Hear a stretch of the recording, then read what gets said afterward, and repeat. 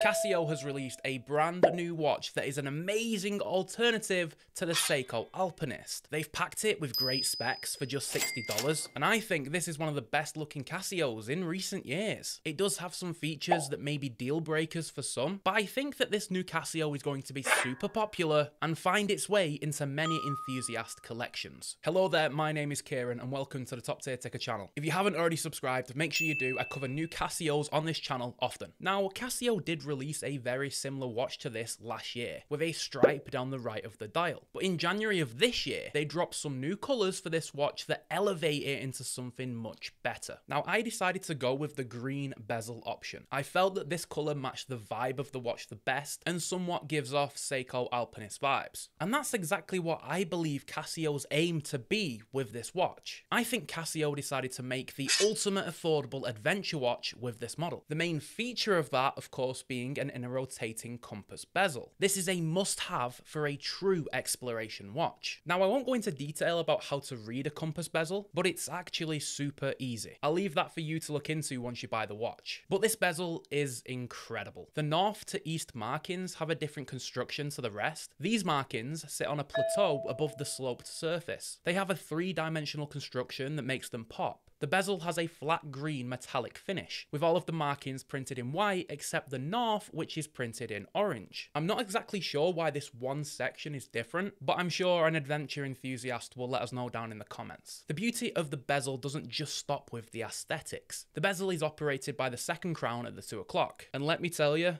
this bezel is buttery smooth. I've tried a handful of inner rotating bezels, some of them in watches costing 10 times more, and this is head and shoulders the best one that I've experienced. I don't know what wizardry they've used to make it so smooth, but well done to Casio. But that isn't the only clue Casio has given us as to the intended purpose of this watch. It only takes a glance at the hands to see Casio focused on making this watch super legible. After all, quick timekeeping is crucial on a watch of this style. When carefully stepping through a mountainous environment, you want your watch to save every second possible. You need to be able to read the time with the quickest of glances. Casio fulfilled this with the large arrowed hands, but the indices also. The huge hour markings are applied with a polished surrounding. They are filled with lume and together with the hands, pop against the dial. Also notice the double index up at the 12 o'clock, a crucial feature for orientation and quick timekeeping. Is this one of the most legible Casios you've ever seen?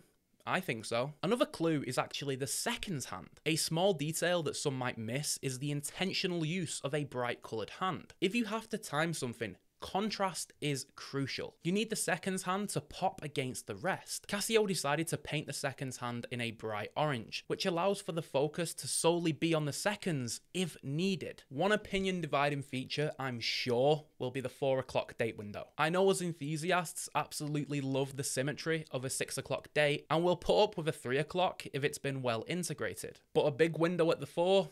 I know some of you will hate this. I will argue though that this is intentional to make it stand out. Everything else on the watch has been designed with tactile timekeeping in mind. So why would they not do that for the day date window too? The date position doesn't integrate well. It is a little harsh, but it's damn easy to read. And that's what matters with this style of watch. This window being on an angle is actually easier to read when walking, as your hand will be naturally tilted outwards. But what do you think about this day date window? Let me know down in the comments. The final clue is printed right on the dial. Casio decided to make this watch 100-meter water resistant, which to many enthusiasts is the bare minimum for serious water submersion. So out on your adventure, if things get wet, your watch will be just fine. They have, however, achieved this rating with just gaskets, because this watch only features a snap-on case back and the 4 o'clock crown is only push-pull. But I have seen a Casio F91W go diving, so I have zero issues trusting Casio on this one. But the most interesting part of this watch is still to come, so stay tuned. I'm sure you'll be pleasantly surprised to learn that this Casio comes with a full stainless steel construction. Indeed, the case back, crowns and case are all made from 316L steel. Now, the finishing is super basic, with a polished finish to the sides and a brushed finish to the upper lugs. The crystal on this piece is unfortunately only mineral. Was we really expecting anything else? I will praise the crystal for being super clear though, so silver linings. The low light legibility is surprisingly good, for a Casio at least. The lume is extremely strong. Admittedly, that strength doesn't last for very long, but it's still pretty impressive for a Casio. The movement inside is the Module 5716. This is of course a quartz movement that has on average 3 years of battery life, and is accurate to plus or minus 20 seconds per month. This particular one is incredibly consistent with the ticks. It almost hits every single marker, and it's close enough to not send my OCD into a quartz watch meltdown. But I wish you the best of luck with your second-hand lucky dip. The standard version does come with a stainless steel bracelet, but yes, it's one of those that has a civil war with your arm hair. So unless you have a kink for pain, you'll definitely want to swap this out for a strap. Luckily, this watch looks incredible on a variety of straps, as I'm sure you've seen throughout the video. I think my favourite combo is with this single pass nylon. The earthy tones match the aesthetic well. But let's talk about the elephant in the room. This Casio model comes in with a 44mm case diameter. But wait, before you click off the video because you think that I've wasted your time, just hear me out. I'm somebody who waves the flag for smaller watches, mainly because I have such a tiny wrist. However, this Casio wears more like a 40mm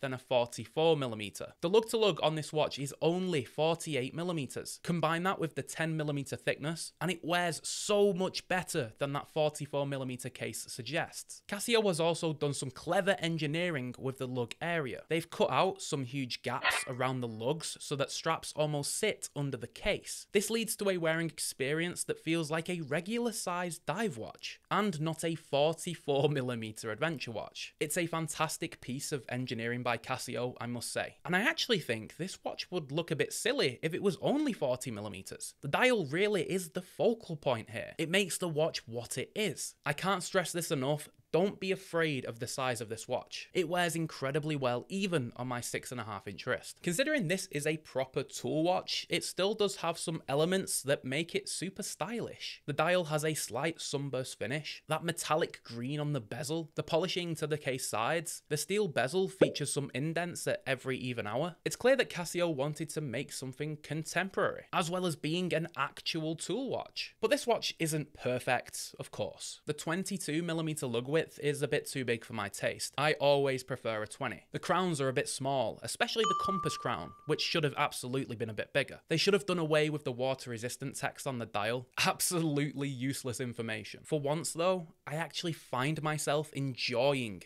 a larger watch. I very rarely wear something bigger than 40mm and want to wear it again. So even though I only bought this Casio for the purpose of making this review, it will be making its way into my personal collection. I don't know for how long, but it's going inside of my exclusive 8-slot watch box. I'll leave a link to buy this watch in the description from the same website that I bought mine. But please give me your feedback on this watch in the comments. What do you like? What could Casio have done better? I'm interested to hear your opinion, so let me know. But go and treat yourself to another Casio review I did recently. Go and check it out. I'll see you over there. Bye for now, guys.